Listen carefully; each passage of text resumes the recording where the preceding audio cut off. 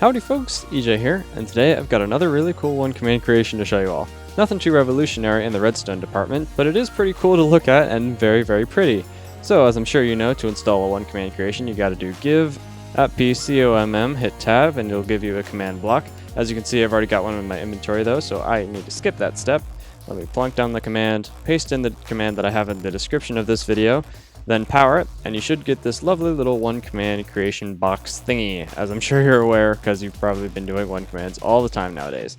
Now, you can get to my channel with this sign, get your materials with this sign, and destroy the machine with the last sign.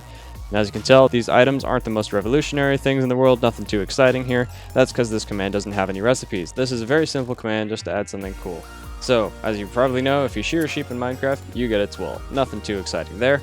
If you spawn a sheep and you rename a name tag in an anvil to Jeb_, and you name the sheep Jeb_, now you'll get this cool little Easter egg that the programmers developed into the game, where a Jeb sheep, or a sheep named Jeb_, will have a rainbow effect, which is really, really cool. Unfortunately, when you shear it, you still get regular wool. You don't get rainbow wool. I thought that was a ripoff, so I decided to program a command that would change that. Now, as you can see, now that I've got the command installed, if I go ahead and spawn a sheep, I can still shear sheep like normal. I didn't affect that. But if you name a sheep Jeb_, now you shear it, you'll get this lovely material known as JebWool. Now, you may think you can cheat the system by putting a sheep on the ground, naming it Jeb_, and then tossing some wool on the ground, and be like, haha, that wool is going to change it. Oh, it didn't change it into JebWool. Ha, it's cheat-proof. Anyway, let me go ahead and show you what this JebWool does. You can toss this on the ground to use. If I accidentally try to place it, it'll say read item lore. It's there for a reason, which is kind of telling you that you don't want to waste your wool just by placing it on the ground. Nothing interesting happens here. You need to throw it on the ground, and then it'll turn into JebWool, which is basically this wool that's like disco colors and it changes color all the time. It's really, really cool. What are you doing, Jeb Sheep? What are you doing? Now this is the rainbowy stuff that's kind of like JebWool, which is why I decided to program it into this command. So let me toss it on the ground, and as you can see, after a couple seconds, it will turn into this wonderful disco block. Oh wait, that's actually not changing because there's a Jeb_ sheep. So imagine if you're trying to shear your Jeb sheep and then this turns into a block all of a sudden. That's going to be really annoying, is because you're like trying to pick up the wool and it keeps turning into a block, and it's going to be annoying. So that's why I decided to add this. So if there's a Jeb sheep in the area, like within about 5 blocks or so, these don't actually change into the JebWool.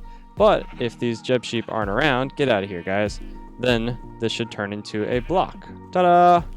So you can use these to place them down all over the place. Let me go ahead and get myself a whole bunch more. Now I can toss them on the ground, make a nice floor pattern, or just kind of spam them everywhere, and then it'll turn into this nice spiral pattern with the colors seeming to follow in a row, which is really cool looking. Now as you can see, if I have multiple on them on the ground and they stack up, then they don't actually turn into a block. This is to protect you from accidentally spamming 2 on the ground and then you wasting 2 of them, because like if you put 1 on the ground, it turns into 1 block, but if you put 2 on the ground and it only turns into 1 block, then that's a ripoff and you won't be able to get 2 back. So that's just a way to protect you from accidentally wasting 2. So if you have 2 on the ground, it won't actually work, only if it has 1 stacked on the ground, which is helpful to you. So as you can see, you can use this JebWool to make a nice little disco floor where you can dance or do whatever you want to. You can use it to make a cool archway if you're into that kind of thing. So you can do a lot of different things with this. It's just another decorational block that you can use, which is really quite cool in my opinion. And an added functionality of this is, if you're somewhere way up high and you need to get down without taking fall damage, it's no big issue. You can just toss these down.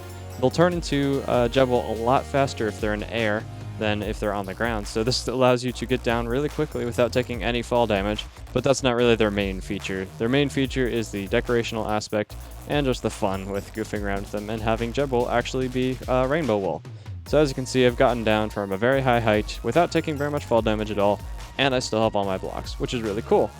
Now, you can use these for whatever you want. They're really cool, really versatile, and hopefully you'll have a lot of fun messing around with them. I know my friends were inspired to do a lot of goofy stuff, make like spirals in the air by flying around in creative mode and dropping a bunch of these, and then the color kind of like followed the pattern all the way up.